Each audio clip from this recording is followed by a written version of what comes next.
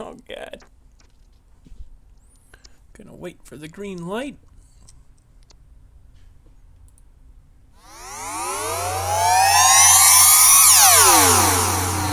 Welcome to the Talkin Moto Podcast. Presented by ScottKingDesigns.com.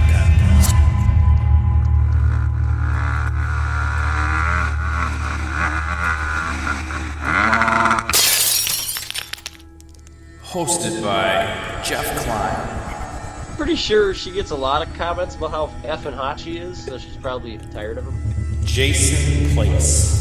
But Well, you kind of had to suspect that that's what was going on anyway. And SKD. Oh, I hope we don't lose everything. I'm gonna feel like a jackass.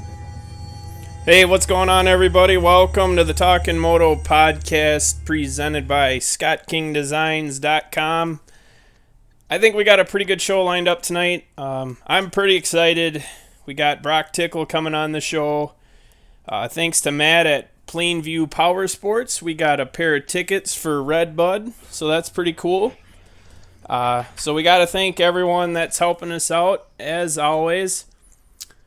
Plainview Power Sports, Northland MX, FTM Motorsports, MB1 Suspension, Moto Black Diamond MX, Hardline MX, Minnesota District 23, The Bicycle Works, The Open Mic Podcast, The Damn Bait Shop, and SKD. Whew. You know, you just said fine-tune motorsports. Did I? Well, when you say FTM Motorsports. I thought I did pretty good that time, too. That's because you got over your pre-race jitters. True story. But you guys need... calls me and Jason out by name, but then it just says SKD for you. Yeah, that's what I want to know. You want me to change it? Yeah, don't send hate mail to me. Send it to SKD. So you guys got to get out, check us out on Facebook. We got to get the likes up. So it's facebook.com/TalkinMoto. Hit us up on Twitter at TalkinMoto. Instagram, because someone else has at TalkinMoto. It's just at TalkinMoto Podcast. And if you want to help us out, or if you want to send us some hate mail, I'm ready to take it. TalkinMoto@gmail.com. How's that? You can send it my way. I'll take it. So, shoo. Whoa. Excuse me. So how'd the Moto extravaganza weekend go? Oh, man. We had a really good time. Got a little wet, but that was a good time for sure.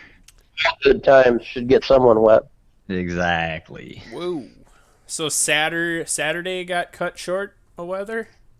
Yeah, we got cut a little bit short, but we still got plenty of riding in before the rain came and gave some of us a chance to go to the bar and have a few drinks and have a good time. So, did you go to all in all, it Mettler's? was good. No, we did not go to Mettler's. We went like right next door to Mettler's. I don't know why I bring that up. I've only been in there half a dozen times. Just kidding. Cool. It's more like a dozen. So how was the track? Pretty good? It was really good. Saturday morning, I could not believe what kind of shape that place was in. Paula Gardner spent an incredible amount of time down there. Just worked his ass off and got that place whipped into shape. He was still, I think it was damn near midnight when we got there Friday night, and he was still out on the Bobcat just going crazy.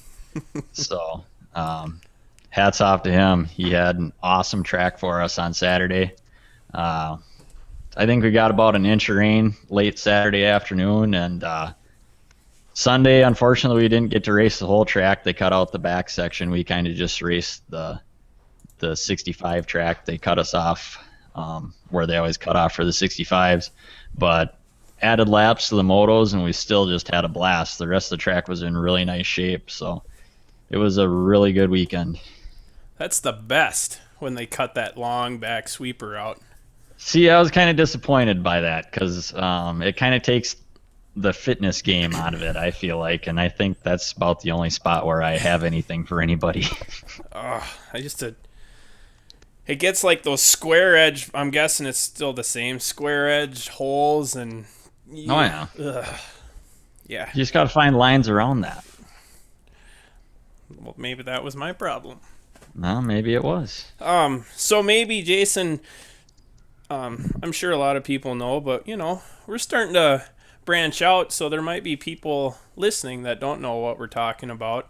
So you raced Jordan on Friday night, and then it's an hour and a half maybe down to Mankato?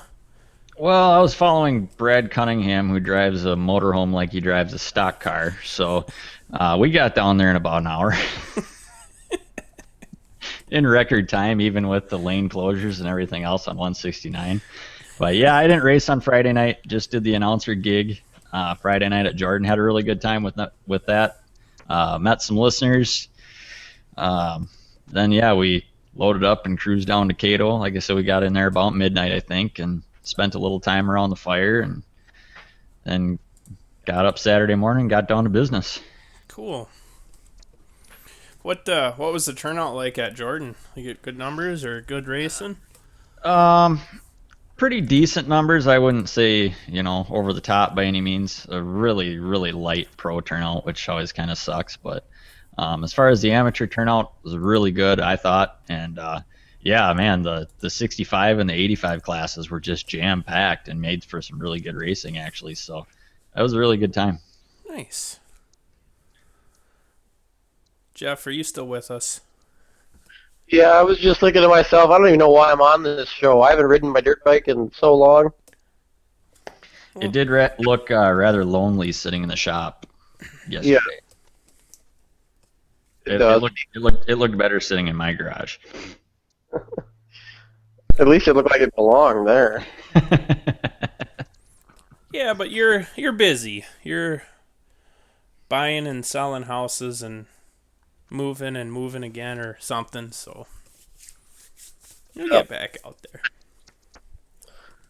Got lots to do and no time to do it. So It's all about priorities. maybe next week. Whoa.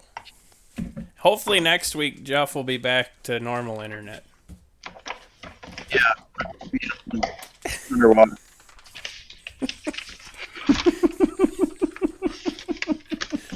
McDonald's wants their internet back. Sorry, that's not nice. No, it sucks kind of living on the country because your internet options are extremely limited. Oh yeah. Oh. There's one company. I guess I could go to like Dish Network or whatever, my TV provider. That would suck.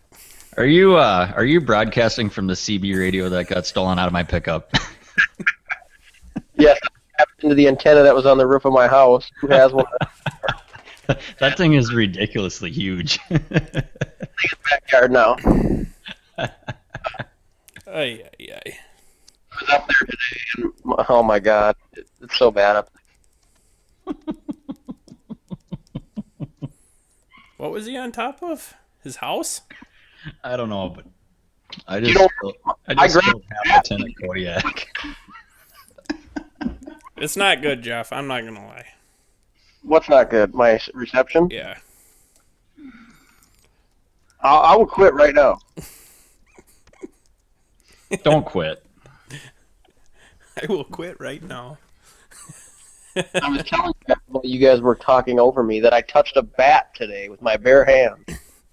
We weren't talking over you. We couldn't hear you. Now it's much better. I don't know what you did, but I picked my phone up off my chest. see? I get arm pump holding my phone up to my ear. Ay. Walmart connection. They're heckling you. Oh no, so I'm good to go.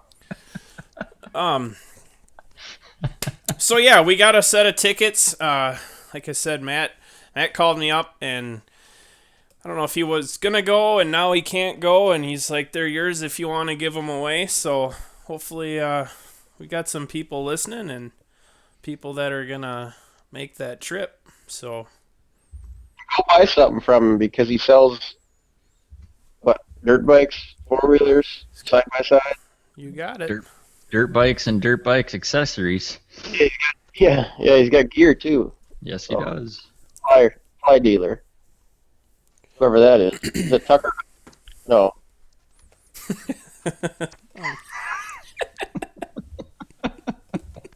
Oh man, Jeff. I can't think of it. What? The distributor of Fly Racing. Western Power Sports. Here you go. All right. So, do you want to touch on some racing, or should we try to get Broc in here? Well, I'm going to flat out tell you that I have not seen 1 second of racing, nor have I seen results. Oh man. Wow. I was doing the field reporting stuff this weekend. I'm sorry, I didn't have time. Yeah, you were busy. You were busy. And when I got home last night, I thought, all right, I'll watch some racing, but then the lawn was a foot long and figured that needed to be done. So I just looked at my lawn this morning and I said, yeah, it'll make it one more day. So one more day it is. So, well, cool. Well, let's get Broc in here and then we'll try to talk some racing. sweet. And is it storming by you guys? Nope. No, it's the first day in forever where it's not raining. It did rain earlier today. Hopefully he answers. Please answer. Hello? Hey, Broc, how's it going? What's going on? Not too bad. Hey, appreciate you coming on the show. Yeah, no problem. Well, first question I got for you is what the heck you been up to? Just basically finally getting back on the bike, working out, and finally getting back in the swing of things. I broke my back at Toronto, and the first 2 months kind of sucked just because I couldn't do anything at all. The doctor didn't want me lifting anything over 5 or 10 pounds, so for the first 2 months I really couldn't do anything, and then I started working out in the third month, and it's been almost a month now since I've been working out, so it's been a lot better now in the last month, and keeping me sane working out, so I'm glad I'm doing that now. What, do you remember what the heck happened? Because you crashed on that triple, right? Is that what happened? Yeah, it was just it was honestly second lap, and I was following. It's a basic section. Every weekend, it would have been something I'd jump on the second lap no matter what. And I was following Stewart, and I just kind of hit a rut different than he did, and the rut I hit had a kicker at the top of it, and it kind of caught me off guard, and I kind of hit the jump a little too fast, and it threw me kind of in an awkward, not too bad of an endo, but I overjumped the jump into the berm, so that transition of the berm just made it that much worse, and just went over the bars and scorpion basically into the berm, and that was that. Ow. Yeah, see, I guess what I heard, it was that you come up short, went too long. Yeah, I went past the landing, and I kind of was on the left side of the track, and the corner was a right-hander, so the berm goes up right there, so my front end just came down where it was going back up, and just flipped over the bars, basically. I kind of got stuck kind of in an awkward position. I tried to save it, but it really wasn't happening. Yeah, it's a bummer deal, because, yeah, I think you were improving and kind of right up in there with those guys, and then obviously that's kind of... Yeah, I was just starting to build momentum and get up on my feet. I feel like from when I won the championship, I kind of not struggled, but I didn't have that. I didn't have all of me since 2011, so I felt like I was back to that this year and had confidence and was worried about myself and getting better each and every week and working really well with the team. So everything was clicking really well. It's a bummer, but it feels good now to get back training and stuff. I'm motivated, and I want to come back and be in the same position I was where I left off, or even better. I feel like I it's eating me up watching the races each and every weekend. So it's making me hungry. Cool. So have you started riding, or you're just kind of getting into the training? No, I can't. Well, I just went to the doctor a week and a half ago, and I'm getting my hardware taken out of my back. So that's going to happen at the end of July, and then I have 6 weeks to 10 weeks till I can ride. So I'm looking forward to just getting as strong as I can until they take the hardware out, and then hopefully within 2 weeks after the surgery I can get back at it, because the doc said pretty much the only thing I'll let heal then is just the incision that he's got to make to obviously take the hardware out. God, I just got chills right now, man. That sounds nasty. Yeah, but I mean, as soon as he kind of told me the pros and cons of leaving it in or taking it out, I didn't even have to say anymore. I just said, "You're taking it out. Just you let me know when it can be taken out, and we're doing it." Just because I'll have more mobility, in my, and also less like stress above and below just where they did put the hardware if I left it in. Yeah, So to I'm basically sure. be back to how I was before, but just stronger. So that's the news that he told me. As soon as he told me that, I was on it. I didn't even care if it took another month or so to get better. I just felt like in the long run it was the right thing to do. For sure. I'm hanging on to mine. Still got it. But well, cool. What else we got here? So then, well, I guess that answers. I guess I didn't know how. I knew it wasn't good, but I mean, it sounds like you're starting to move in the right direction. So obviously, Yeah, I honestly feel pretty good. Like everything's working good, and I'm not really having any troubles with it. Doing what I am in the gym and on my bicycle and stuff now, so that's good. I feel back to normal, but I am a little weak still, obviously, because I didn't do anything for 2 months and pretty much lost everything I did build throughout the off season and through the season.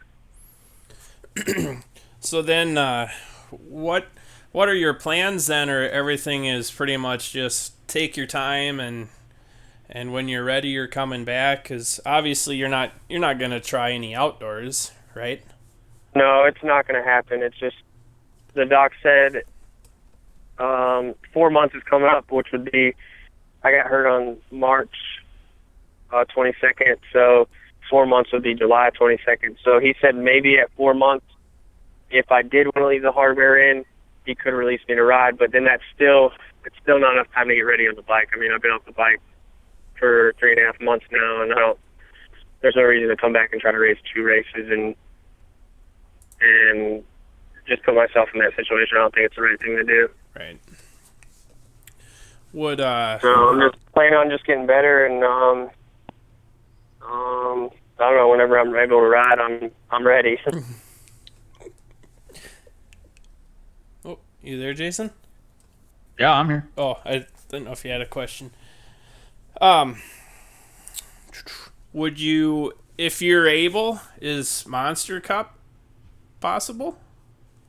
I believe so. So if it's months so hardware out. I just got the phone call actually right before you guys called. I'm going in the 24th to get my hardware out, and he said 6 to 10 weeks. So I feel like if I have a month on the bike, I might be able to go for it, but I'm not going to rush it. Like I said, I feel like there's no reason to rush Monster Cup if I'm not going to be ready and just focus on Anaheim. Right. That's what I need to do. Nice. Nice. Let's see here. Well, our buddy Andy, I was texting him earlier today. He claims you're a better golfer than he is.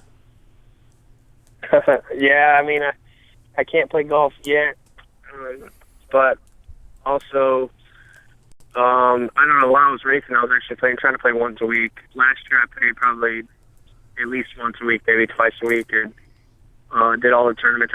I like Vegas, and after the last outdoor, I did all those with fellow riders and team members from different teams or even from RCH. So I don't know, it's just a fun, relaxing way to go out and just kind of take it all in, I guess you could say. Yeah, no, I like it. I'm not that good at it, but it's like you said, it's kind of relaxing. Get out there, do something different, and have some. I mean, you can get frustrated, that's for sure. Yeah, I'm telling So, you, I man, mean, we're gonna I have, we're just gonna go have to out set there. up a Talkin Moto golf tournament. That's all there is to it.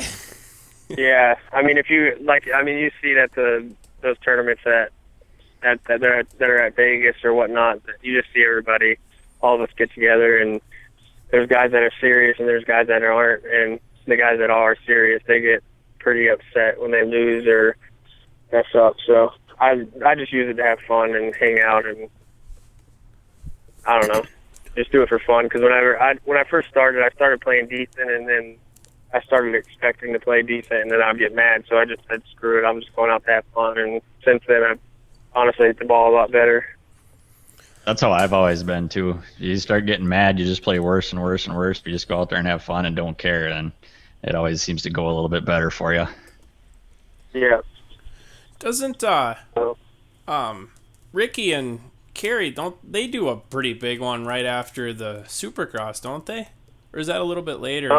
Harry did one. I know Ricky actually does one every year in Tallahassee down by his house. I don't remember. I think it's at the end of summer, but Carrie did one last year after Vegas Supercross. Or it might have been after Monster Cup. I'm not sure. It was one of those, and it was a par 3 course, so it was kind of fun because it kind of made it tight for everybody just because you can't just put eagles on your scorecard like you can and cheat like you can on a regular course. So it tightened it up for everybody, so there was a playoff hole and stuff like that. So that makes it interesting because a lot of times you get lucky even if you're not that good. We kind of got a little chat room going too. Owen wants to know if you got any Redbud stories. Are you going to Redbud? Yeah, I'm heading down there Wednesday morning. I'm gonna go hang out for Ricky's RCU and then drive back up to my wife's family's place up near Holly and Clarkston area, and stay up here, and then head down there Friday night, and then hang out there Saturday, and then RCH, our title sponsor, Soaring Eagle Casino and Resort, is having an event after on Saturday night, I believe with concerts and I think maybe a freestyle show, and then on Sunday at Soaring Eagle they're having a Suzuki truck with a bunch of motorcycles for people to just come up and ride and just hang out. So that'd be kind of cool to be around that, and that's pretty much my plan for the next 5 days. So cool.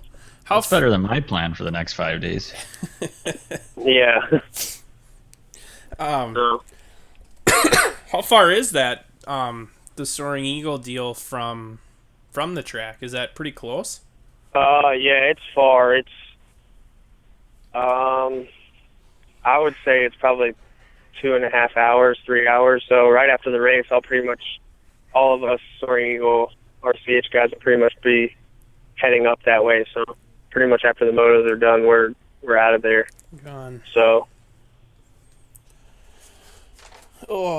it's actually a pretty cool place too. I've never really been to many casinos other than in Vegas and the place Sequan, which we're sponsored by also, in San Diego, and it's actually a really nice place there in Soaring Eagle. So it'd be a cool place for all of us to hang out. There'll be a bunch of people there, and I think there's a couple concerts and stuff like that. So it'd be cool. Now, do they give you a wad of cash when you walk in and be like, "Go have fun"? I wish. I mean, I think last time we gambled. I don't know, some of their money, but not too much. And I don't know. It's just fun to just go in there and hang out and be around everybody with the team and stuff. Because I haven't seen them much, so it'd be cool this weekend to be around them and kind of be back in the atmosphere. So, What I guess I didn't ask you this when we talked the other day. What can you say kind of what you got lined up for next year at all? You still with At the moment I don't have a contract through 15 with RCH, but obviously I'd like to stay there. I felt like everything was clicking. Everybody on the team was working really well together, and it's tough switching teams sometimes. Once you get comfortable, you kind of don't want to leave, but then you can also get too comfortable. So I feel like they balance that well. They make you feel comfortable when you need to feel comfortable and push you when you need to be pushed. So that's, I mean, I've had a really good connection with them last year and this year, and looking to stay there. Cool. Yeah, I hope it works out. What's it like working for RC? I really like RC. He's obviously one of the gnarliest guys in the sport, and I don't know, he makes you feel like he tells you little things here and there. He knows not to overload you, because obviously you guys know how that is with anything. If you overload somebody with something, that your mind has a ping pong ball in it. So he's been really good towards me, and like I said, I'd like to continue that. And it was awesome staying there when I stayed at his place in Florida and rode and had him there, and his mom and his dad and everybody. So it was fun being around him and stuff around his where he grew up and where he raced or where he practiced. So I mean, it was cool being at the farm, obviously. So How much is Hart around? Does he? I think this year he's been around more than he was last year. Last year he was traveling with Tank to a concert, so they were overseas a lot last year. So this year he's been in a lot of the races, but I've missed quite a bit of races. So it's kind of a bummer, but because last year I didn't get to hang around him too much or get to know him too much. I went riding with him a couple times in the hills, and then I believe at like Milestone a couple times, but I feel like this year he's been around more, so it kind of sucks I got hurt. And it would have been cool to get to ride with him and see him around the truck a little more than what I did, just because I missed more than half the season. Right. What about, obviously we listen to other podcasts, so I know he's not on so much anymore, but what's Kenny like behind the scenes? I honestly love Kenny. He comes off sometimes as, I don't know, I mean, kind of a cool guy, I guess you could say, or I don't know. I mean, I kind of got that in the beginning, but honestly, he takes care of his riders and the guys that he's involved with, and he's honestly like a teddy bear almost. It's kind of weird to say that, but that's what he's like. And he's always good at the races. He keeps it fun, and he knows when we're frustrated and tries to lighten the mood up for the riders. So I think that's what he's good at, and I don't know, he seems to be really good for, I feel like the riders that kind of are hard on themselves like myself, I feel like he kind of lightens the mood up and gets us going again. Cool. He always kind of seemed to me like he'd be that kind of guy, you know? Yeah, you kind of get a different persona from him, but yeah, he comes off. But he lives right down the road from me now, so it's been good now that he's moved from Vegas to SoCal, and he doesn't live far away. So normally when he needs something, or if I need to do something, it's easy to get in contact and see him if I need to, or if I don't, then, or even get on the same flight. So it kind of works out pretty good.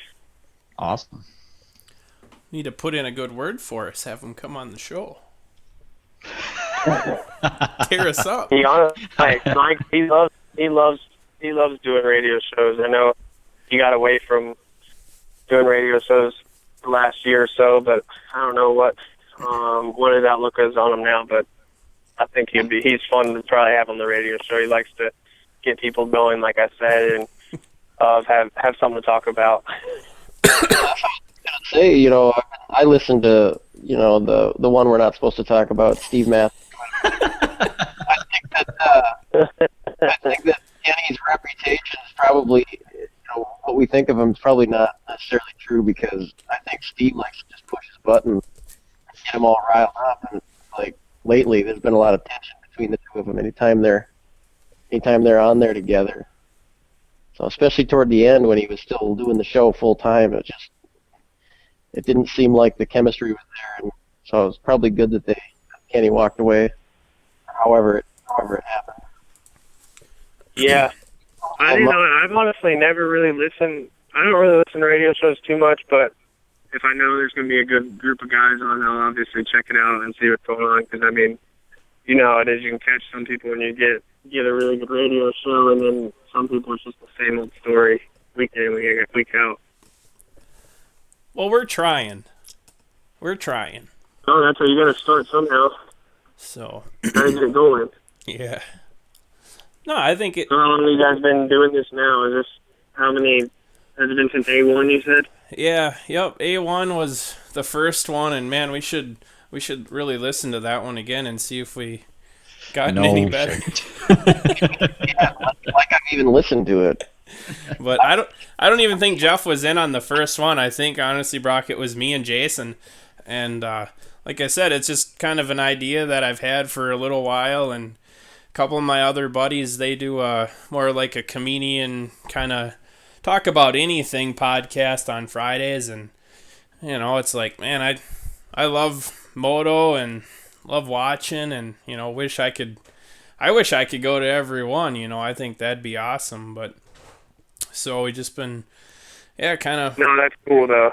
Yeah, just been plugging away and. Yeah, I think on like the radio shows are good because people aren't able to watch the races or whatnot. They can catch up with radio shows and kind of get going or see what's going on with the riders and whatnot, kind of personally almost, just because we're directly talking to them instead of just talking in front of a microphone at the race. So I think it kind of breaks it up a little bit. And the thing that I think about them is you get to know some of the riders, their personalities, because when we see them on TV, when you do your podium interviews and stuff, it's all kind of almost a little bit rehearsed. I mean, it's the same questions they always ask you, take us through the race or whatever. And so we never really get to see what makes you guys tick or what you're into.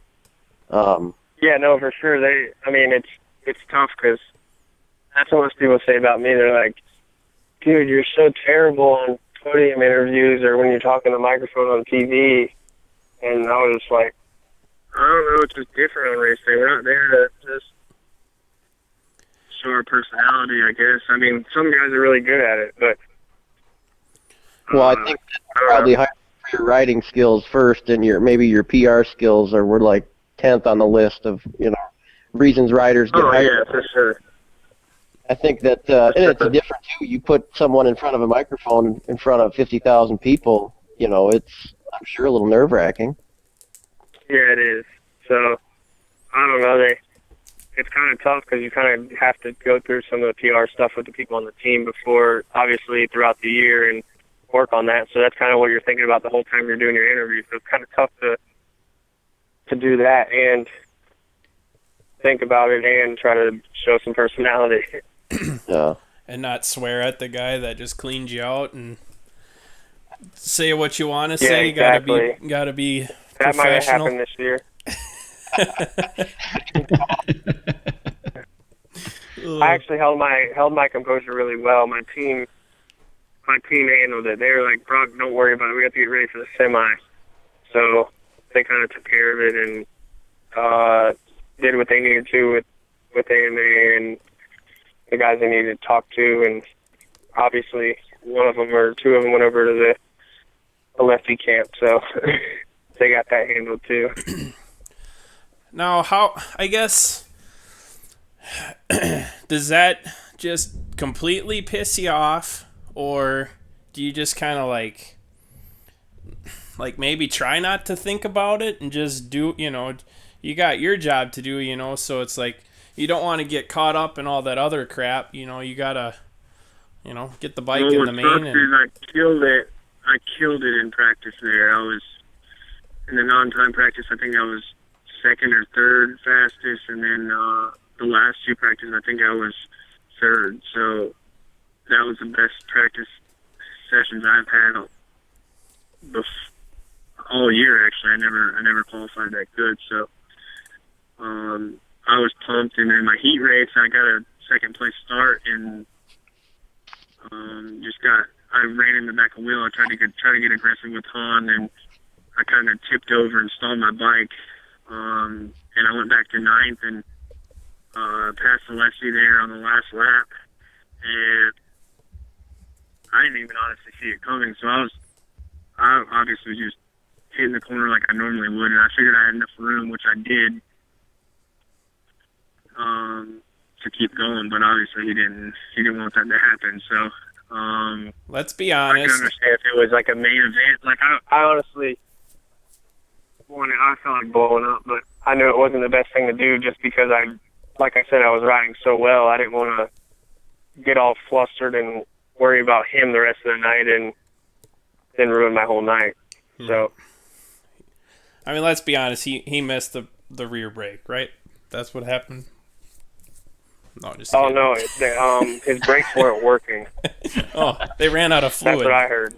His brakes weren't working. His doesn't clutch was run, messed yeah. up. His throttle was stuck wide open. It was a combination of things. Everybody could see that. Yeah, somehow like 5 feet before he hit me, dirt flew off his rear tire and his hand came off the clutch. Well, I don't know.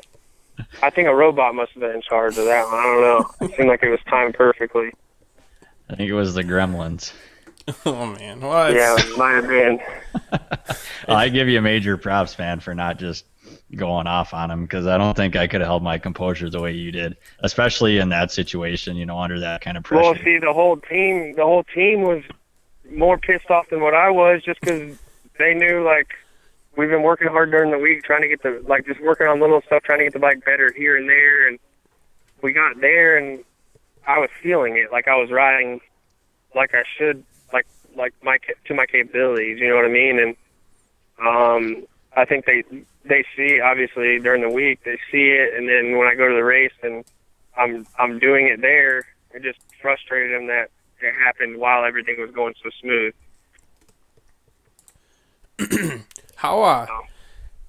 I think I remember listening to Kenny talk about it, but how bad was your bike beat up after that? Honestly, it wasn't too bad, but what happened was when I stalled my bike, I had to pass a couple guys, and I passed Grant in the same spot where I passed Alessi, and I hit the corner where Alessi took me out in, and then hit the whoops, and I kind of messed up the whoops a little bit and lost my drive, and Grant hit him really well, and I looked over my shoulder because I could hear him in that next left-hander, and I was like, oh, crap, he's coming in, like, hot. And it looked like he was kind of, like, on the back wheel, so I knew he was kind of, like, not out of control, but he kind of got unexpected, like, wheelie going there at the end of the whoops, and he did miss his rear brake and just ran right in the side of me, and it broke my shift case. So the last 3 laps, oil was just spraying everywhere. And that's what they had. That's the main thing that broke that they had to change. So they were scared I lost too much oil to where they needed to change the motor. So that's what they were stressing about the most. So, and then that, like you said, that it didn't even happen on the Alessi thing. That was completely separate. Yeah, exactly. So that heat race was just a cluster altogether. Ugh. Well, cool. You guys got So any? we'll see. I don't know. I don't think I'm going to Millville, but I might. I'm not sure yet. The team wants me to go to not every couple races, just show up to a couple of them and sign some autographs and stuff. So I don't know if I'm going to Millville yet, but you guys will probably be there, huh? Well, planning on it. Yeah. It's probably the only one I'll get to this year, so gotta go. Yeah. Yeah, no, Jason, I think you guys are probably going down for the long weekend. I'm just gonna make it Saturday, so but yeah, it'd be cool if you did make it down. Yeah, for sure. I'll meet all you guys in person and whatnot, and if you guys ever need me to do the show again, it wouldn't be a problem. I think That'd be sweet, man. this is last year, I want to say. Yeah, it had to have been last year. I ran down and I got like whatever. If you signed up for Racer X, you got like the all-day pit pass. So I was wandering around, and I went by your guys' semi, and I seen Kenny, and like, you know, I was the dorky kid that was like the only one standing there, and like you were doing something, but it's like, I don't know. It's like you guys are kind of doing your own deal, and I would assume like it has to get kind of annoying, you know, and people keep harassing you. So it's like, I used to ride, so I know it's like, you know, just kind of respect you and like, hey, you know, maybe how's it going, but don't wanna bother you either. Yeah, no, you know? I mean, the only time I really get frustrated is like, I don't know, like when you tell somebody early on, oh, I'm gonna give you a jersey. Well, they come back, and then in between that time that you told them that you were gonna give it to them, there's somebody else standing there, and they're like, well, I've been asking you for a jersey all day, and I was like, I told this person first, and then it's just like a big cluster, you know what I mean? Then they start complaining, and then they're probably talking crap about me because I didn't give them the jersey. You know how that is, like. Yeah, I know how that is. It happens to me every week at every race I go to. Yeah.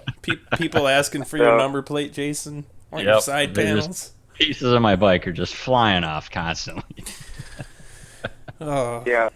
But cool. Yeah. Well, I look at it, like, I'm cool with like the fans just because like when I was little and I'd go to the Supercross races, it was just like I was always that little kid that was scared shitless, honestly, to go up and ask for anything. Like I was like, oh, but I'd be like, hey, do you want to get his autograph? And I was just like, no, just because I was embarrassed to do it. So now, for me, it's just like when I see somebody that looks like that, I try to reach out to them and make sure they get one. You know what I mean? Yeah, that just means you're a good dude, because them kids that go up and want everything on your bike, man, it's like, what are their parents teaching them, man? You don't go up and ask for everything, and then when they give you something, be happy with it. Don't ask for more. I've seen a lot of kids just they love it. You'll give them, hey, can I get your number plate? And you give them your number plate, and they're like, oh, do you have any belts or goggles? You got a Dunlop for a 65 back there? Here's a list. Just give me what you can off the list. I'm bringing my list. Oh man. Yeah, cool. I really want to go. Obviously, Spring Creek will be there, and I'm drawing a brain fart on the one in Indiana. Yeah, I'm gonna try to make it to that one because it's a new track, and I'm obviously not racing, so it'd be cool to go and hang out and kind of just watch the race and kind of not learn the track, just kind of see it. Yeah, that one's not too bad. I think that one's only like, I think it's either 3.5 or 4 hours from Milwaukee, so we're gonna try to get to that one. So I think that'd be cool to see. So maybe one of the two places we can cross paths. Tell you what, I'll drive to Milwaukee. Yeah, for sure. Well, make sure, focus and go. Make sure if you see me, you tell me who you are. That way I can remember. Because I'm obviously terrible with that. Oh, I've never met you yet. Well, now that Scotty will be carrying a flag and. Yeah, I'll be the guy in a tank top with spray painted American flag all over me. I won't be the kid, like, you know, being all quiet this time. We'll get after it. All right, perfect. Cool. Well, you guys got anything else? I'm just kind of wondering, Broc. I know you answer stupid questions all the time, like, you know, what you're doing or how you're, you know, what you're working on to get back. But what kind of stuff are you doing right now as far as training? What's kind of the plan there, you know, to get you back in training? I've been doing. There's some strength exercises that the doc sent me home with, and then swimming, road biking. So at least I'm kind of back on pretty much the same schedule as what I was on before I got hurt, other than just not riding. So Nice. So it sounds like So, I mean, once you get the okay, you're going to be at least in probably still better shape than I'm in. So no, that's kind of the plan I got together. I trained Garrett Swanepoel trained with me, and Cooper Webb and Matt Lemoyne, so he helped me out this year, and so we kind of have like a 4-week plan, and then after we get done with that 4-week plan, we have another 4-week plan. So we just go month by month, and that's kind of how we schedule it out. awesome. Broc, we got, like I said, we got the chat room going. So a couple of the guys were wondering, what your predictions are for the outdoors as far as who's going to win it. Have you been kind of keeping track, or do you kind of stay away? I've been watching each and every weekend, and the lights class is definitely really exciting. The 450 is going to be really good, I think, between Roxon and Dungey. I feel like Roxon's riding really, really well right now. I feel like if he keeps that going, it'll be good. But I believe Dungey gets, when he fights week in and week out like that and doesn't win, I think he gets stronger. So I think it'll be good. Well, you said you ride and train with Cooper Webb, you said? Yeah. So you'll have to ask him how mad he was after Moto 1. That was, Yeah, he was. I'm sure he was frustrated, but I don't know. He got the win in the overall, so I mean, he can't be more pumped than that. yeah, say he definitely came back and got it done in Moto 2. But that's pretty crazy that, you can, race for, 35 minutes, and what is it, 8 thousandths of a second is the difference. That's pretty cool. Pretty cool. 0.08. No, it had to be exciting. I didn't watch that whole race, so I didn't get to see the battle all the way through. So I only saw him there at the end where he did get passed. So I didn't even get to see that whole moto. The only moto I watched was the second 450 moto. I watched the whole moto of that. So I'm sure it was exciting because I saw Cooper Webb. He must have been winning.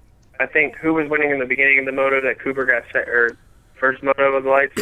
Forcell. Yep. Most 20 minutes or so. Yeah, Forcell, and then Cooper Webb, and then Baggett passed him right there at the finish line.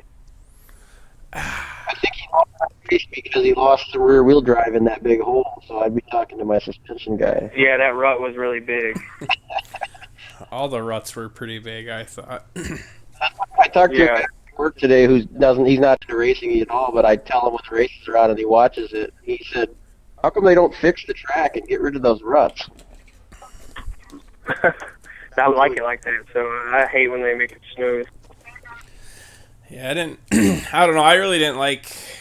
Maybe it's different when you're actually riding it, but it just seemed like, you pick a rut and you got to stick in it, for all the way around the corner, and so it was a little too rutted for my fair weather riding, we'll call it. But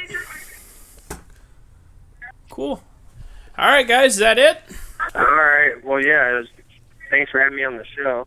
No problem. Thanks. Like I said, thanks for coming on, and I really do. I do appreciate it. I think it's cool, and thanks to Andy for kind of helping us out, getting us hooked up, and it's awesome. I'm supposed to give you a shout out from Jenny at JL Photography too. Oh. Oh yeah. I know what you're talking about. Nice. Sucks because I don't get any pictures. I don't get pictures anymore that I'm not racing. It sucks. So yeah, that's terrible. Go out front in my front yard and start snapping some pics. There you go. All right, man. Well, cool. Well, thanks for coming on, and best of luck getting back at it, and hopefully we'll see you around maybe later this summer. Okay, sounds good. Thank you. I appreciate it. All right. Have a good one. Thanks, Broc. Take care, man. Brup. What the hell was that? Brup. Was that Brock that had all the kids? I think I that hope was so. Brock with the kids. Yeah, Otherwise, that's really embarrassing. that was me, guys. Because I can't hear anymore. Yeah, sure. A park or a daycare? Really? So you're telling me I shouldn't have the van parked in front of this elementary school while I'm doing the show? You're too close, Jason. You are too close. But I figured you're sick of those, so. Damn it. Are you being serious, Jason? You want to drive to Milwaukee and then we'll go down? Sure. I don't have. What's that track? I'm having a hard time remembering it. Indiana, or, where's it at? Indiana? Yeah. Yep. Hang on. It is So like Indian something? Crawfordsville, Indiana. Maybe I'll fly to Milwaukee. Track though. I think you can get it done for like $100. Probably cheaper than I could drive to Milwaukee. But yeah, I'm totally down for going. So, and like I said, I'm pretty sure it's only a couple hours. So, but you guys wanna take a break? I'm okay with the break. Jeff? No, I'm not okay with the break. You guys are gonna have to keep working. What? Yep. I think if you disagree with the break, you're the one that has to keep working. All right, well, I'll keep working then. I'll do the commercial. Okay. Just do it off the cuff. I won't even take a break. I'll sit here and listen just to see how that goes. All right, here we go.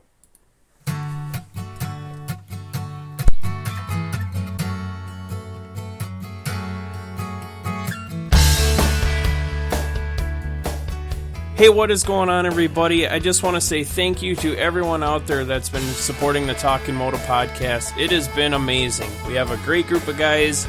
We have an awesome list of sponsors. So please keep sharing, keep liking, keep spreading the word about the Talkin Moto podcast. And I hope you're enjoying the show.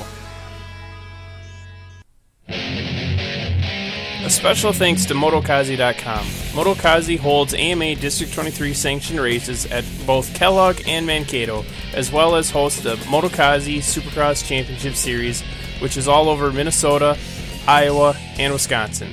They also have organized practice at Kellogg, Jordan, and at Mankato, as well as offer race schools, so you can get all tuned in on all your riding techniques. Make sure to check out Motokazi.com for more details.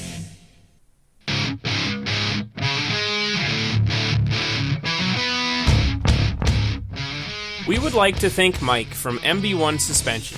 Based out of Corona, California, they offer suspension, engine, and coating services.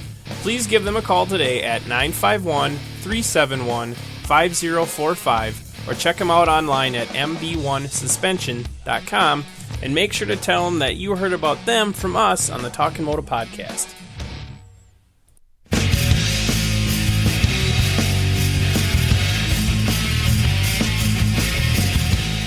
Hey, we got Andy and Chad from The Open Mic. It's a weekly comedy podcast, and they talk about anything and everything, and they usually do. I've been on the podcast a few times, and it is a good time for sure. It's Friday nights, 8 p.m. Central. It's available on iTunes, SoundCloud, Stitcher. There's more information available online at theopenmicpodcast.com.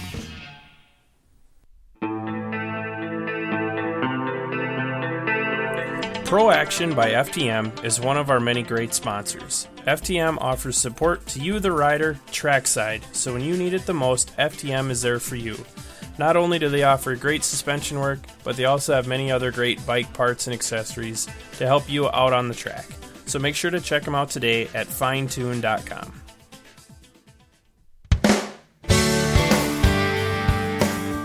The Talkin Moto podcast is proud to announce that they've teamed up with Plainview Powersports. Plainview Powersports is your Kawasaki motorcycle, ATV, and side-by-side headquarters.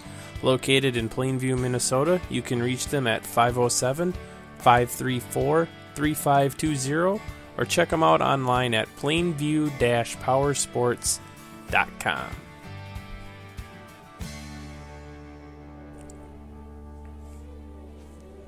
All right, thanks everyone for listening to us on the Talkin Moto podcast. We really appreciate it. if you can, go onto our website, talkinmoto.com. Support those that are supporting us. Everyone's link is up on the website. We're on Stitcher, we're on iTunes, we're on SoundCloud. Everything gets posted up on YouTube. So please give us a like, share, subscribe, and I hope you're enjoying the show. So let's get back to it. Break's over. Yay. Welcome back to the Talkin Moto podcast, everybody. All right. Well, I don't know if anyone's in the chat room who can make it, but I think if you want to go to Redbud for free, should we just send an email to talkinmoto@gmail.com? Is that fair enough? Give us a reason why you should have tickets to go. Ooh, there you go. Yeah. So if you want to go, send us an email with why you should go to Redbud for free to talkinmoto@gmail.com. Yes. Yes. Nice. I like it. Are you there, Jeff? Yep, I'm back in the phone booth. So bad. It sounds better now. That's okay. It's all good. Are you guys getting any echo? Because I've got it on speakerphone. Not getting any echo. It's more you're there than you're not there. Maybe try taking it off a speakerphone once. See if it gets any better. This is what we put up with you for so long. Really? I know. Oh. I really don't think it's ever this bad, but All right. So, Jason, you said you didn't get to watch anything yet. I did not. And when you say yet, I doubt that I probably will. So. Oh no. good one. Well, you guys were talking about before the show how most of it didn't even end up on the internet. So. And I'm sorry, I just don't have time. Well, yeah, that's what kind of I did because, all right, I made the mistake. I was gonna TiVo everything. So, No one has a TiVo anymore, by the way. huh? No one has a TiVo anymore. It's a DVR. Oh, whoa, whoa. Well, he's over there in Wisconsin. Welp. All right. Well, so I go to the guide. And it's what is it, Mav TV or whatever it is. So I see first motos, yep, record it. Then I switched over to, what is it, CBS Sports Network or whatever. And then it says first motos again, but it's at like 3 o'clock. So I'm thinking, all right, well, maybe that's just a typo because I would assume first motos were on Mav TV, second motos will be there. So I recorded that one.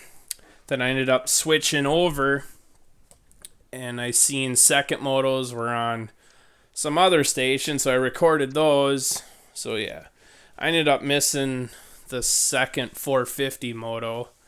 And yeah, usually that promotocross.com, usually they're pretty good about, getting them online right away. And Well, second motos of the 450 were on NBC live. yeah. That's why I think that's the reason they can't archive it is because they don't own the rights to it. NBC does. And so that's why you probably didn't get it because you got to check out Racer X on Fridays, how to watch. Because that's what I did, and that's the only reason I knew it was on NBC. Otherwise, I would have probably been screwed too. Yeah. So yeah, I watched it. They're up now, but I ended up just kind of watching most of it, I guess, in the background. But were you able to catch everything, Jason? To catch what? Or Jeff, sorry. Say we've been over this. I didn't get the second 250 moto because it was raining cats and dogs here, and my dish was not working. So. First moto, which was awesome. That finish was spectacular. What did you think of all the ruts? I didn't like the track, I guess. I didn't like how it just seemed really slow and tight. Like every section was skinny, and I don't know. I just felt like the guys were tiptoeing around a lot. I mean, I bet you they never even got out of third gear. Yeah, I think we kind of talked about that. Well, this is going back to Supercross, where guys are kind of more like riding more of the track and not really racing each other. Yeah. So that's I think it was that much ruddier than everything else, but it was just a weird track. It seemed like it had no flow. And I don't know how they said this is like what they say, the Southeast premier motocross track. Well, that's unfortunate for them. yeah. I heard there was some guys that really weren't. I guess Weston Pike, I think, was one of them. I didn't catch the tweet, but it didn't sound like he was a fan favorite of the track. But I also heard that they got a little bit of rain the night before, but then I heard that it wasn't too bad, and then they overwatered it. So I don't know what was true or not, but yeah, it looked pretty rutted. It looked really slippery, and like you said, it looked like there was more. They're worried more about just getting around the track and really not battling. But look at Baggett and Webb at the end. What 8 thousandths of a second separating the two.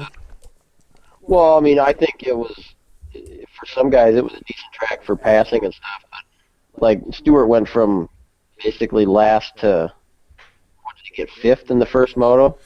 So he passed a lot of guys to get there. But I don't know. To me the track didn't look like it was any fun to ride. That's kind of how I judge a track. Like there wasn't. I don't know. It just didn't look like there was any fun jumps or any fun sections. They all kind of looked. I don't know. They looked really lame.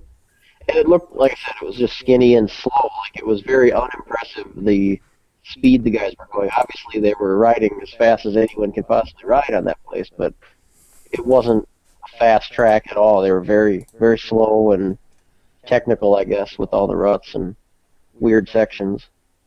But I like a little more out, wide open, kind of balls out track. Balls out. Whoa. There was some really sketchy moments where some guys were like running into each other. Like I don't know if you remember seeing Jeremy Martin and I think it was Bogle run into each other off that jump. In Bell. Okay, yeah, I knew it was a Geico guy, but yeah, that looked sketchy. I mean, that could have been really bad for either one of them. And then what was it? Bogle ran right into the back of. How did he slam someone? I can't think of who it was now. Was it Bag? I want to say it's Baggett, but I think I'm going to be off on that one this time. Pro Circuit guy was Justin Hill. Yeah, I don't know. I mean, it looked like a lot of guys, if they wanted to get around someone, you were pushing them out of the way. Yeah, I don't know. I guess that's just kind of back to what we're talking about. It's like it's cool there's multiple lines to do everything, but like, I don't know, just, especially when they're talking like, don't paddle, keys to the race, don't paddle, and it's just like, oh. I guess I like to see him struggle a little bit, but I don't know. Wasn't my cup of tea. To me, it was just, I guess, and I don't even know why, I mean, obviously I've seen plenty of races and stuff, but this is the, second year at this track, and both years, I guess, it seemed, I wasn't that impressed with it last year, and I still don't think that it's on par with some of the other tracks that we have. I mean, we've got some really cool ones coming up. Obviously, I've been somewhat critical of Millville in the past for how narrow some sections are, but, I mean, overall, the track looks like a lot more fun than some of these other tracks. Like, even Redbud, Redbud looks like a ton of fun, too. There's all kinds of cool sections and big tabletops and Morocco's Leap. And this track just had, I don't know, they only had one jump that looked like it was any fun. You're not talking about the big uphill triple thing, right? Well, yeah, I mean, a lot of the guys weren't even doing it. Most of the 250s were doing it. Say, that didn't look like any fun at all. Well, there's that one section where there's that little step up that's kind of cool. But, yeah, there wasn't any, I don't know. whatever. I'm just not a fan of Muddy Creek. How's that sound? Oh, you don't have to be an ass about it. Well, it doesn't even really have a name that makes you feel like, hey, let's go there. It's called Muddy Creek. Yeah, that sounds like it smells bad and it's muddy. That's not mud, by the way. It's Shitty Creek? But I guess the one thing, and they kind of talked about it today, it was what, four motos, and three out of the four motos there's a yard sale in the first turn, which kind of bums me out a little bit, because it's like, it sucks. Obviously Martin got taken out in the first turn, and that's obviously not good for him. But I don't know, when three out of the four happen, it's like maybe they need to tweak something to fix the problem. Or should I just quit whining?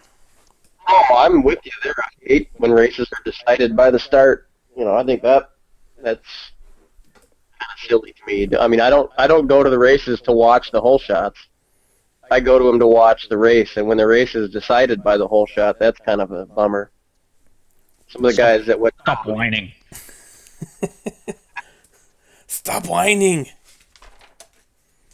I don't know what you can do, though. I mean, it's kind of a crapshoot. That was a left-hand turn, which I think is... I don't remember what we decided. Did we decide left-hand turns were better or worse? I think people come into them a lot hotter because you can have your leg out and use the rear brake.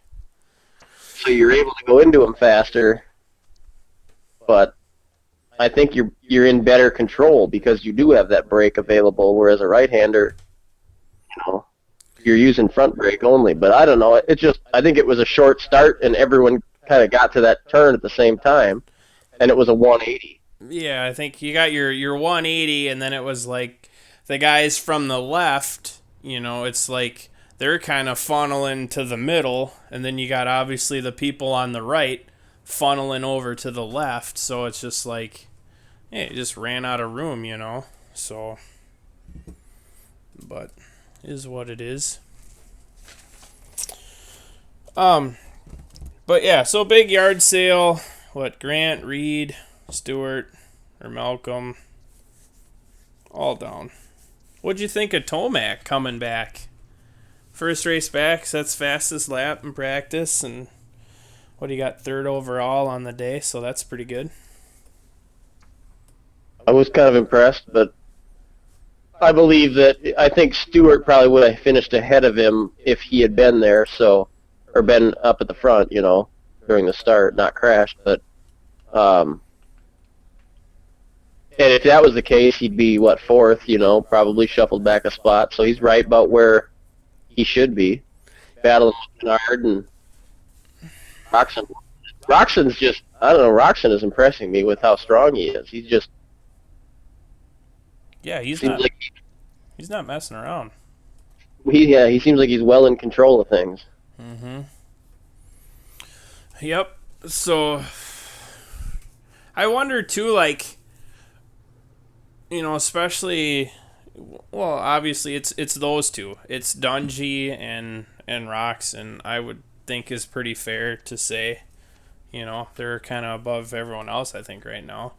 Obviously, Stewart won a couple weeks ago, but when Roxon's sitting in second in the first moto, do you think he gets to a point where it's just like, all right, well, I'm not going to win this one. Let's just kind of keep it close. And then, obviously a 2-1 beats a 1-2. So, or do you think? Yeah, it beats it for the overall, but he didn't gain anything. So his points didn't change. And that's kind of, I'm sure he's looking to add to his points total. So I'm sure he was trying to pass. Right. I kind of wonder, we should have asked Broc about that, because I wonder if some of that uncertainty as to whether or not he'll be riding for RCH next year is due to them picking up a big name in Roxon. Uh, Only concern is that he's going to RCH. Right. Yep. And then I don't know what's up with Weston either. If that's just the I summer was deal. was filling in, right? Right. That's who's their other rider? Tedesco. Yeah, but he's a fill-in too, isn't he? Well, I guess I was under the assumption that he was filling in for Tickle until Tickle came back. That might be what it is. And then Weston's just for the summer, and that's it. That's what I'm under the impression, but could be way off too. But I think that sounds right. Because I was a little confused when I was trying to think about it. so there's a lot going on. I haven't had my head in the game lately, you guys. Man, I'm out of it. Dang. I feel like I'm out of it right now. You are. Yeah, I know. Don't be out of it. No. It's all good.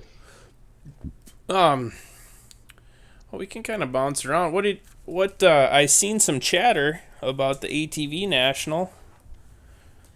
Yeah, some kind of mixed opinions, it looks like. Oh no. What were they saying? Well, nothing towards the pro riders anyway. From what I've seen, all I've seen is with the chatter in the chat room here. So maybe I shouldn't even comment on it. But not that I don't trust our loyal listeners, but I wasn't there to take it in firsthand. So. The people in the chat room are 99% blah. Right. Right. Nice. Time. They're right every time. Yes. Well, I seen our guest pulled the overall from last week. That a boy. So, kind of like that. Maybe that redeems the Talkin Moto curse. I didn't even think about that. Nice. Yeah. We didn't even tell him about it, so he was risking it and he didn't even know it. Yeah. What happened? Everybody will be lining up to come on now. Jeff, we got a curse. You know this. No. Oh no. Did we lose him? Did he drop the phone in the toilet? I'm right here. Oh. You guys keep talking every time I talk. Aye. The guests got the overall. Explain this to me. Explain yourself. Well, I only heard half of what you said. I hate you guys. Why do you hate us?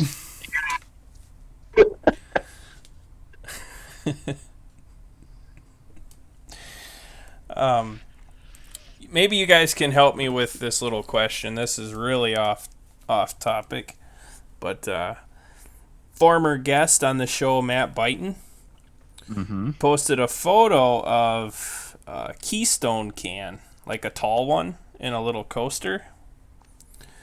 See if I can. And I made the comment, and I'm not really up on all my alcoholic beverages. I was trying to think of something kind of witty to say. And I said, Keystone Light. I said, Coors all the way. So he responded back with, have you ever read the side of the Keystone can, Talkin Moto podcast? So I'm guessing it's the same.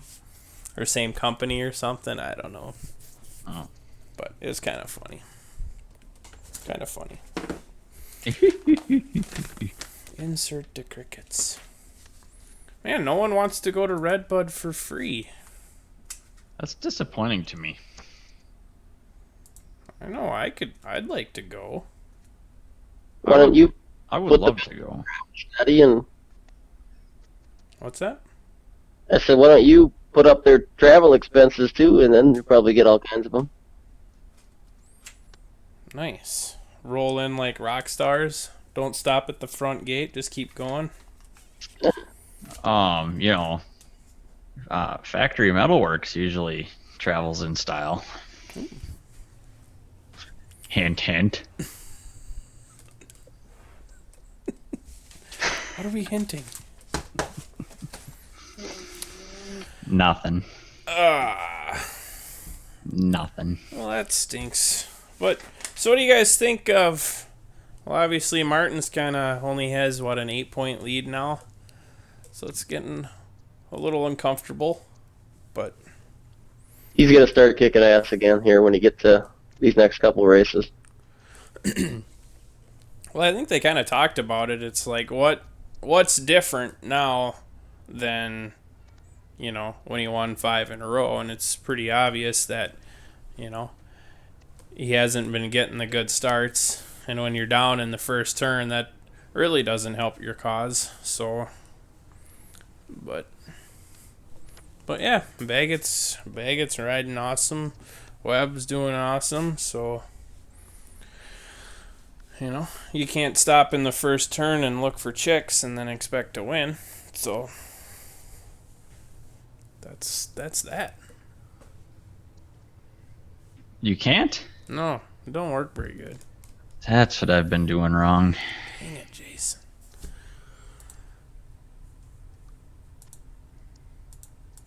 Oh, shoot. So what else? What else happened over the weekend, or where are you guys riding this weekend? Staples. Staples. Is that happening? Are you going up there? Yeah. Okay. Is that okay with you? Yeah. Is Matt? Is your brother Matt riding, Jeff? He rode. Sounds like he rode for the first time. Yeah, this weekend. I don't know where he rode at, but it looked like he rode maybe at Tracks North up in Crosby. Nice. It's like 10 miles from his house. So, but I don't know if he's racing. I think when I talked to him, he thought about maybe going there Saturday and just riding practice. So, Oh, Jason, I got your little care package in the mail today. It's on its way. Yep. So that'll probably be my project for Wednesday night. You should get it Wednesday. Sweet. So there's not as much as I wanted in there, so I'll try to work on the rest. But yeah, I got the 2 big Talkin Moto stickers on there. Then pretty much all the stickers that I should have brought with to Mount Carroll to give away. Those are all in there. Sweet.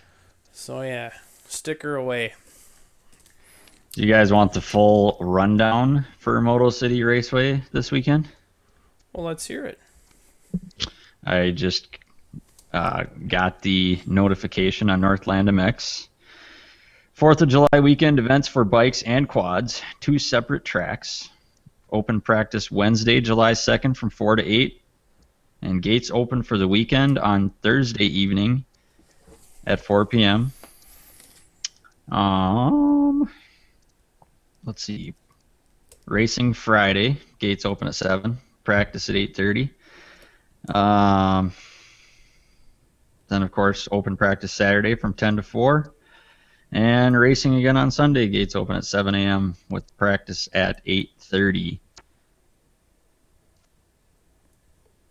Busy. And they have also added a slip and slide. Like So- Mount Carroll slip and slide? I don't know. I have not seen it. I'm trying to think of where it would be. That's what I'm trying to. Do they just like run a garden hose to the top of the dome and let her block? That's probably what I would do. It has been a while since I've been up that way. Should be a good time. I'm looking for some southern folk that are going up there. So I got some people to hang out with. So if you're going, let me know. Hit them up on the old Northland MX Facebook page. Hit me up there. Hit me up on my Facebook page, on Twitter, on wherever. Hell, you can even call me. Nothing wrong with that. Man, that sucks. I'm kind of tapped out already. What? I know. Do you guys want to chatter on Stewart's deal again? I just read his statement that said that he's not going to make a statement. I'm kind of. Now, this is me not knowing any information. Okay? This would be a straight bench racing observation. I think if they don't do anything now, it's going to kind of make them look a little silly. Does that make any sense? Yeah. Like What you- makes you think they're not going to do anything? I don't know. I don't know that they're not going to do anything. But like you have all these rules in place. You got a guy that broke them, and yeah, it's James Stewart. Blah blah blah blah blah blah blah. You know, like I think a slap on the wrist, a little bit of fine. You know, I think that. All they're going to do is they're going to say, he's going to say, well, we didn't know. We had to tell you guys that we're on prescriptions. And they're going to say, okay, well, now you know, and don't let it happen again. And now everyone knows this is what needs to be happening. And they're just going to let it go. Because I'm pretty sure they're not going to do it to a guy who is one of the top names and is in his probably last or second to last year. Just can't see him. But But if that was the case, then why did they go public with it at all? Well, I don't think WADA cares, because WADA is just the ones that release the test results back to whoever, I guess FIM and AMA. What are you talking about? I don't know. I just don't see it. I mean, what do they do? So they say, okay, you're going to be ineligible you're going to be let's say a 3-race suspension. So you're out of the title hunt. Is he even going to race then? I don't think it's that light, to be honest with you. I think if they come down with something, it's pretty severe. It's not no 3 months deal. I bet it'll be nothing. Whoa. He'll be fine, allowed to race, all that. Yeah, I don't know. I think it's gotten to the point now where it's been drawn out for so long that I kind of start to agree that I don't think anything's going to come of it. Or they could possibly take away his points from the race and then every race after that in Supercross. But that would be totally pointless because I'm sure he could care less about the retroactive stuff. Yeah. I don't think he, maybe they take away, I don't know, do they dock him positions? I don't remember if he won any more races at the end of the year after Seattle. I don't think he did. No, because there was only two Two left after Seattle. So,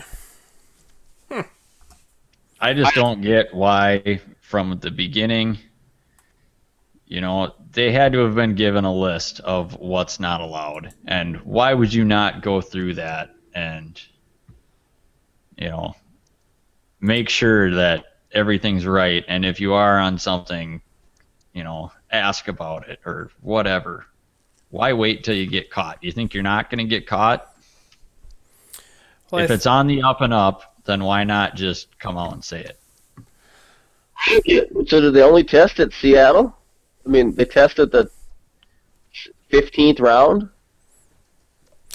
I'm not sure. Yeah, I don't know if it's a random or if it's just they just pick one. I don't know. Because I think what I listened to today was they must be waiting for the Lakewood results to come back. And if he passes that, then you failed one for something that you're saying you need for your, what am I looking for? Like your prescription for something, So it'll be better for him to fail the Lakewood one as well. Right. Yep. His story, But then, like, if he fails that one, you must have to, fill out your forms or something, letting them know you're taking, it sounds like they're pretty, it's not like gets lost in translation. They're pretty on it with wording as to what you're looking for. It sounded like even a couple different ways it said the same thing. So, but yeah, so who knows? I don't know how long that stuff's going to take. And then when it does come back, what they're going to say or do. Yeah, I think it's just, I don't know. It's too much of a gray area, it seems like. And everybody's going to have that same excuse. Well, I have a prescription for it. Well, so what? I mean, you can find a doctor to, you can pay a doctor to write you a prescription for anything practically. Right. Let's see. Prescription for meth today. So, I mean, Really? I don't even have any money. Hmm. Imagine what a guy with money can do. Yeah, exactly. What can That's I just get? because you live out there in the sticks now. You have to get on the meth. Yeah. That's what happens in the country. Nothing else to do. Yep. Do drugs. You've been out there, what, a whole 6 days and already on the meth. Shoot. Jason, I gotta step away. Can you entertain? Can you You sing gotta us step away for. sing us the national anthem? No, I've been relinquished of my duties of national anthem singing. All right, I'll be right back. So tell me more about getting this meth. Just got to go to a doctor and grease the wheels. Really? I'm not sure it's the same meth that you hear about, but Is it just an amphetamine? no. I don't know what it is. Huh. It's not even real. I made it up. I was on meth like a month ago. Oh. I knew that. I thought maybe you had some new stuff. No. It's all a bunch of hardcore stuff that I have to inject, so it's heroin. Oh. I call it heroin. Nice. Oh, I am so screwed up. Why? I gotta take injections. That's how effed up I am. Oh. I've been there. It happens. What are you taking those for, Jeff? It's kind of personal. Oh. All right. Kind of stuff you don't talk about on a podcast. The doctor said it was going to clear up in a couple weeks, I swear. It's funny because it's true. I wasn't going to say that. I was thinking it, but I wasn't going to say it. It's not dirty, though. I know whatever. It's not a dirty thing. It sounds dirty, but it's not. I should have known it wasn't her first time. Ah, shoot. I told you not to do that in those weeds in the backyard. That's all I'm saying. Yeah, I think we should bring this up. Owen, is it Jacqueline? Is that his daughter? She's Jacqueline? yeah. Right? Yeah. And she qualified for Loretta's. So I can't let that go. Did you really say Eklund? what? It's a soft J. It's silent. Or yogging? What are you talking about? I don't know. It sounded like you said Ekelin, like we didn't hear the J. I said Jacqueline. Oh, there must have been a glitch because I could have sworn you said Eklund. No, I'm looking at it right now. Well, you know how you are with names. I think you guys. I think it's the Walmart internet or something. I Growth hormone. don't know, man. So yeah, so she qualified for Loretta, so they're trying to, get some money going. So we'll have to maybe, I don't know if we want to put a link up on the Facebook or through that GoFundMe.com. I don't know if you can go to that and search for it, or if you're in the chat room right now, I think Owen's got a link up for it. So Go check it out. but. No. Groovy. You guys got anything else? I want to hear Jeff's take on the whole Loretta's deal from last week? I haven't heard. I heard your unconfirmed report of it, but then I saw Owen mentioned it in the chat room. So, are you talking about the questionable gender? Yes. I wonder who protested. That's hilarious, though. Yeah. I kind of wonder who did that too. Like I said last week, to me the thing is, why did somebody wait that long to protest? Well, what did they do? I mean, how do you do that? Do you like say, "All right, let's go in the bathroom and settle this"? Well, yeah, I mean, it sounds like they would just go off birth certificate, which would be the logical way to do it. But if things were done through the proper channels, how do you go by that? I don't know. That's I mean, such a what? Who's gonna? What they say you have to provide a birth certificate, or we're not gonna allow you. No one else has to provide a birth certificate. yeah. Well, maybe in that situation you would. Yeah, I don't know. I mean, the Adam's apple should have been proof enough, but Well, that's kind of what I said, but What? No. yeah. Yeah, that's kind of something that raised kind of a little bit of a, should we say, shitstorm. There was quite a stink. And then it seemed to have dissipated quickly. she went your regional, right? She was at the one with Jacqueline, right? Yes, yeah. Because that's right, women are with youth, or Yes. and transgenders are with youth. Is there going to be a transgender class now, you think? Oh, she's disenfranchised. There'll have to be one. I think that'll be next year. I suppose we'll be voting on that this winter. Oh no. Or at least we know who the class rep will be. Oh man. Yeah, I don't know.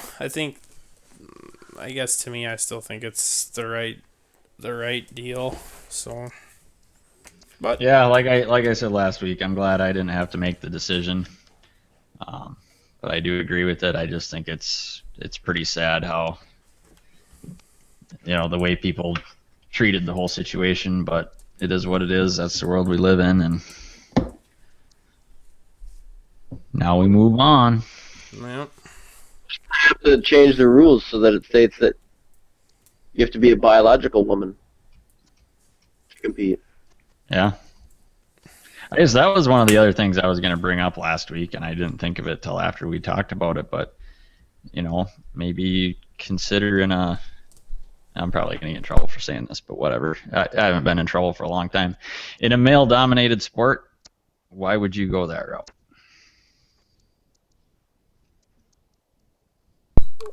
Maybe I mean, I don't know. I'll stick to what I said. It's just like, to me, like a guy is wired obviously completely different, than a chick on a bike, I know there's chicks that are super fast, but like I just think it's too different. Mm-hmm. But if I don't know if that makes any sense at all, but that's where I'm at. Yeah.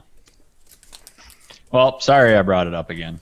anyone that disputes that What's that? men and women are not physically equal. So, Right.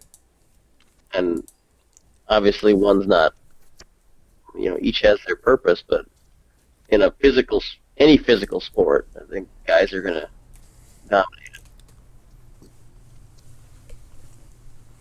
it. Dominated those women. You dominated a few other guys out there, too. That's true. That is true. Whoa. Oh, that's just unnecessary, Owen. What happened? What? Oh no. I'm not really sure what he means by that. I'm not going to say it. But that was kind of a low blow. Hey, what happens in the chat room stays. is on there for everybody that can get in the chat room to see. Oh man. All right, boys. So Jason, you're going up north. I am. I'm hoping for maybe one day to be joined by the number 85. Possibility. That's you, Jeff. I'll be up there. Well, hell, maybe I'll just go grab my gear bag, borrow that bike that's not getting used. There you go. I will be in the Twin Cities this weekend. Make the short drive up north. Yeah, there you go. You're golden. All right, guys, that's it. Stop the Killing it, huh? Yeah, I got nothing. Unless you guys got anything else. Just killing it. I got nothing. Heroin addiction. Yep. Jason's living in a van. Jeff's doing heroin. I can't talk. This show is falling apart, man. It's a good run. We hit our peak and we're on our way out. Nah. Too big fame go to our head, and now we're heroin. We got too big too fast.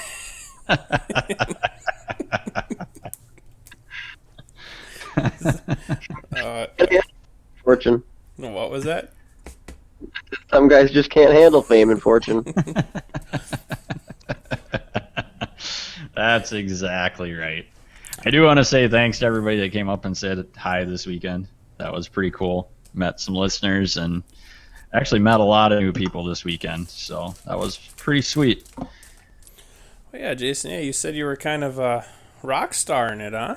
I wouldn't know. I don't know if I'd go rock star, but yeah, it was pretty cool to meet some listeners and at both places, at Jordan and at Mankato. And yeah, just pretty cool to know that people are listening, and everybody seems to listen to us at work, which I find interesting. Apparently nobody works for a living. Remind me not to hire any of them people. Yeah, exactly. All they do is listen to podcasts. I don't even listen at work. That's a shame. I do. I know. I have That's people around me. A lot of people listen live at work. I think that's Chris is listening in live. Yeah, Chris listens live at work, but I think everybody else listens recorded at work. That's where it's at. Yeah. I don't know if you guys caught this. Zach Williams got the RC Hard Charger Award. Saw that. Did you also see that his name was on the header for the article? But no photo. Really? No photo of Zach Williams. Really? Mm-hmm. What's a guy got to do? Seriously. It's like, I don't know. I didn't read the whole article, but it was like I click on it, and then like I see a thing of Dungy, and then I see a thing of Roxon. I'm like, oh, that's cool. I guess I want to read up on and see a photo of our guy, Zach Williams. Yeah, exactly. I mean, it's not like it's that hard to find a picture of anybody these days. I know. Bastards. How far behind are we delayed? Do we actually know? I thought it was 30 seconds, but I'm thinking it's... It sure seems like it has to be an awful lot longer. Yeah. Of course, I suppose it depends on when you jump in too, huh? Probably depends on the Walmart of your connection. A Walmart. Well, I've kind of decided maybe we don't even have a good enough connection for Walmart. I'm thinking we're more like Kmart. Ooh. That's a low blow. My wife loves Kmart. Are they still around?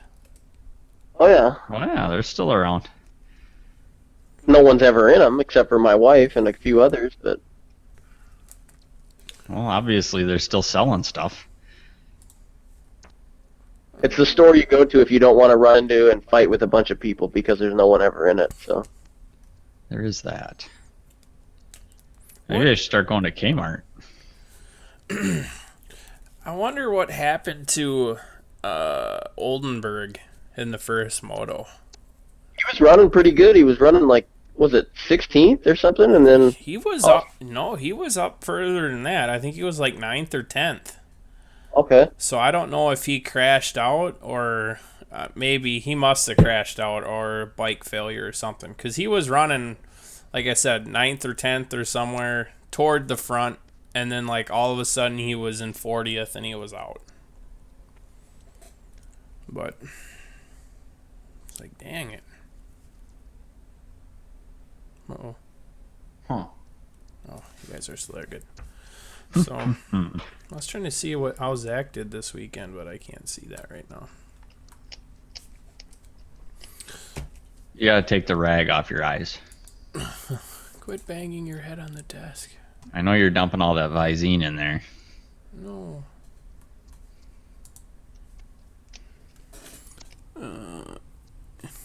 What is 8:41? What's Owen talking about? the time. I don't know. If it's really 8:41, then he's right on time. Yeah. 3 to 10 seconds, Chris is saying. That's Yeah, late. that's not too bad. No. It's just funny because it seems like sometimes the stuff that comes up in there, it's like, that was like 5 minutes ago. Yeah, I suppose you're right. I mean, you could pause the video Mm-hmm. and then start up. Then you're way off. Like, I just found out last week that you can listen to it right away afterwards. Oh yeah, I did not know that. Yep. I'll be in line for that one. That is not nice. Oh boy. Oh, and where were you all weekend? We should have hung out more. Yeah, where was he? We'll have to get together up at Staples this weekend.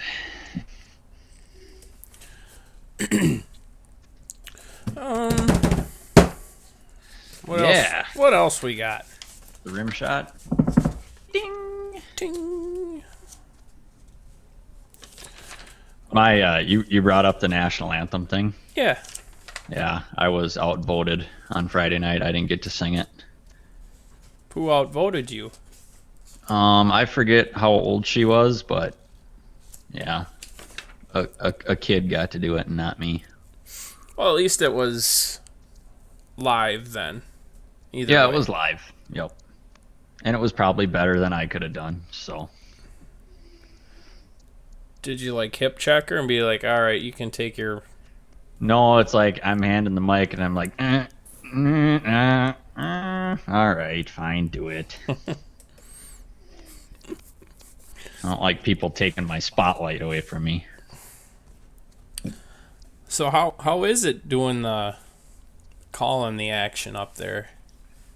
It's all right. It gets a little bit dicey with double drops. It's really hard to follow along unless you know the riders. And you know, big bike classes, I know the riders, so they're not so tough. But man, you get into some of those 65 and 85 classes, it gets rough trying to follow along.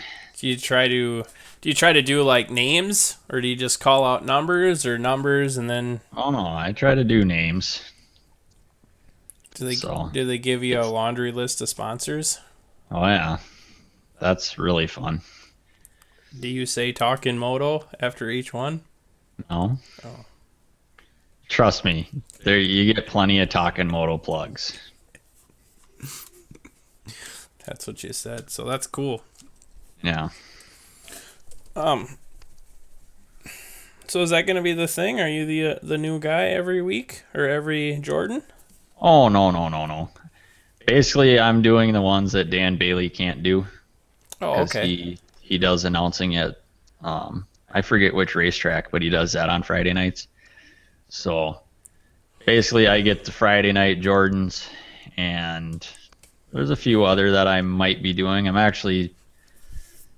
I'm penciled in for the Walk-On Iowa race, which is unfortunately the night before pronats.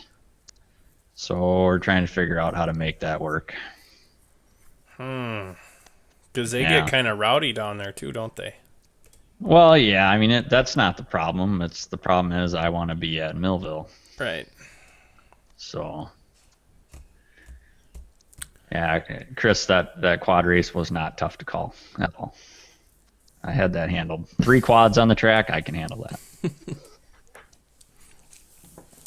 I got an episode of Ancient Aliens coming on, so I got to go. Oh boy. I hope the dude with the crazy hair is still on that show. Rob Schneider? Yes, Rob Schneider. What the hell is he doing? I was kidding. Ancient Aliens, my favorite show. Oh boy. I can't believe you don't even know what that show is and you live in Wisconsin. Scott, what is the deal with all the serial killers over there? Honestly. I don't know. We just I mean, I'm starting to worry about you. It seems to me in that area you either are a serial killer or you're going to be a victim of a serial killer. or your friends of one. And apparently people from Farmington aren't immune to that because one of the last victims was from Farmington. We don't discriminate. I'll have to check with the wife. There was one of them. I don't know if it was Dahmer or who it was. Cause that's the one that liked boys, right? If my memory is right. You're starting to worry me. You know way too much about this. Oh yeah. So yeah, this guy would walk this lady to her car at night, you know, like empty parking lot to her car, you know, and but yeah, turns out he's a serial killer. Surprise. but yeah, but so I don't know what it is. Probably something in the water. Who knows? But yeah, that's what I say. The land of beer, cheese, and serial killers. That's Wisconsin. It's the truth. That It's is the Wisconsin. truth. So, I'm not quite sure, but hopefully tomorrow I can lock down next week's guest. So Sweet. I don't know if I want to say who it is yet. In case I'd wait until we have confirmation. confirmation. I was going to say confirmation.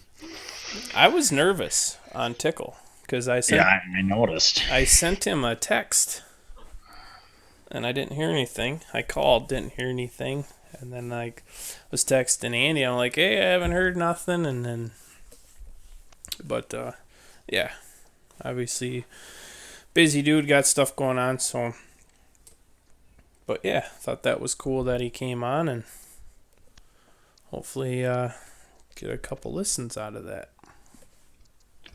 One would hope. How did we end up last week? It seemed like we were on fire for the first couple days. Yeah.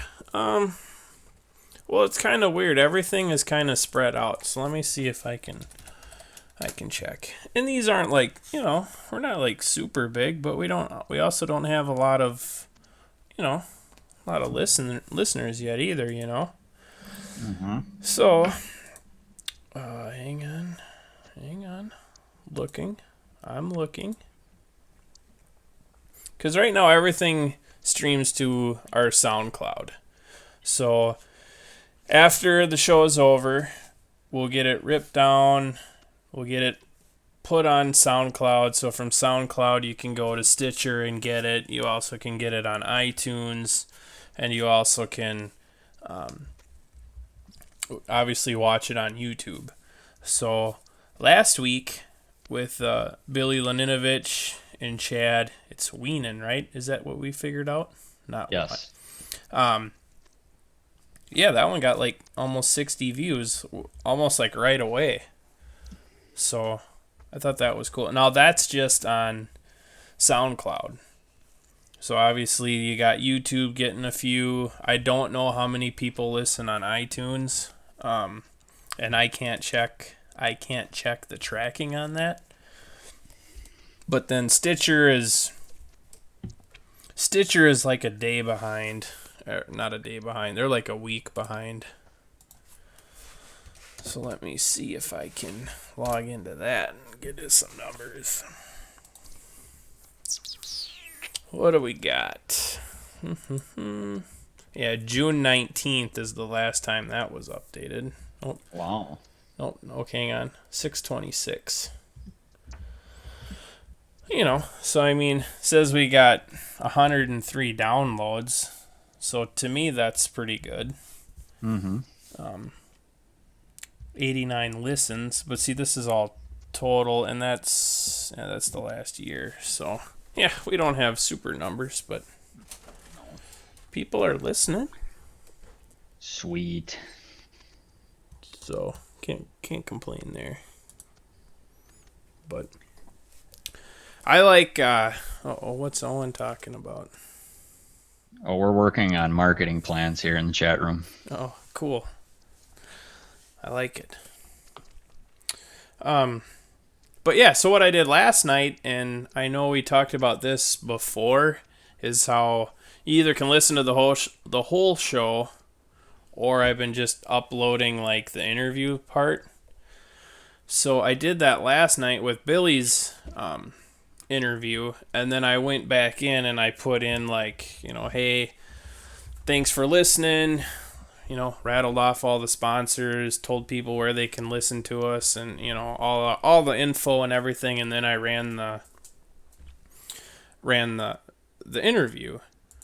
You know, so that one's only been up like 20 hours, and it's, you know, another 17 views there. So just kind of gotta keep pushing it out there, I guess. You know, yeah, we're not no 3,000 live listeners and all that, so. No, but we got more this week. Yeah, I think we gotta just figure stuff out as we go along, and I guess kind of grind it out and figure out what works and what doesn't work, and then keep going from there. That's what I think. So.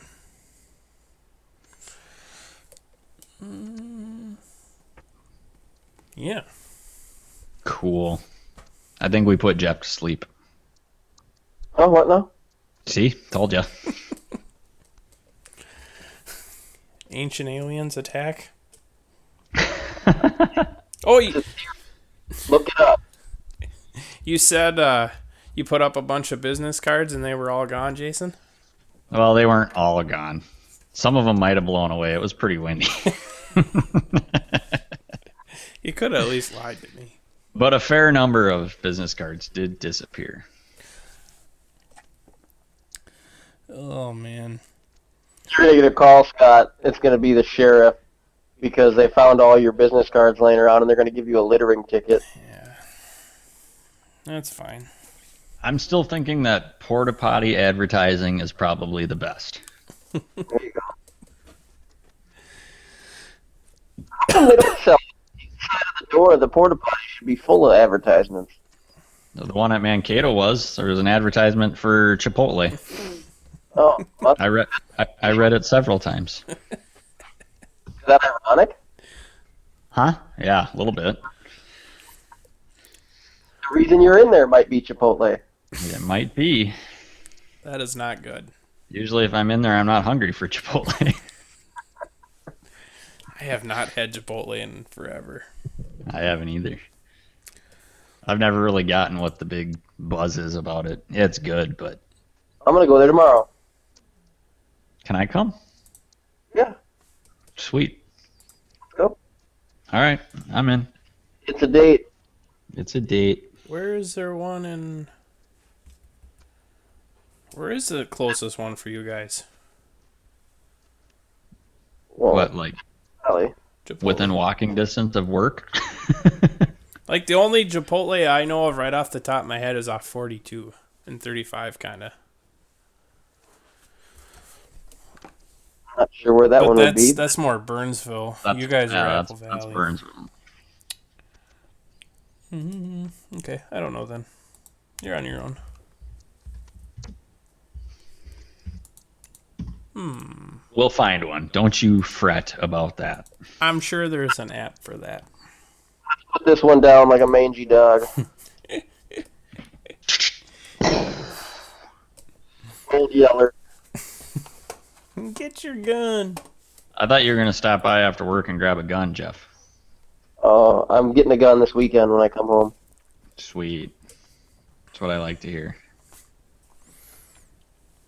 And should we stop the bleeding? Whenever you're ready, unless Jeff wants to share his big news. Oh, What's my big news? I don't know. Oh.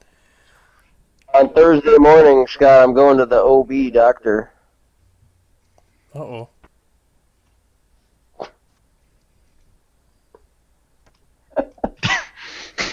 Wow, that's what dead air sounds like right there.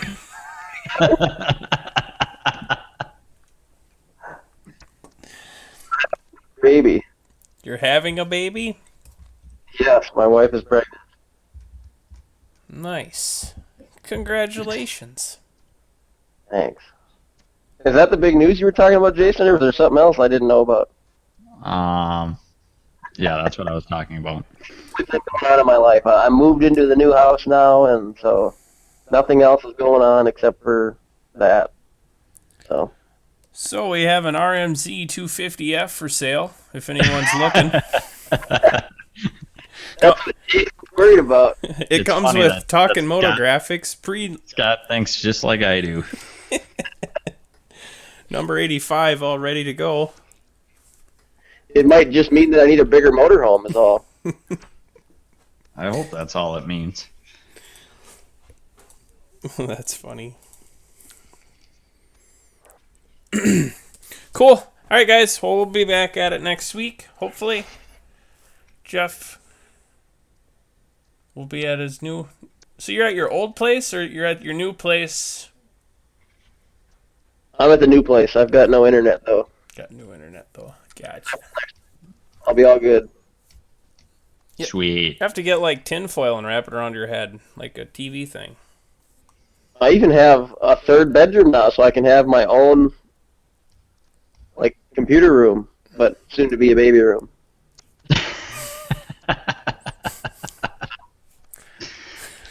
How soon? Well, in like 8 months. Nice. All right, boys. I'm going to try to end it. We'll see what happens. Here we go. 3, 2, 1, out.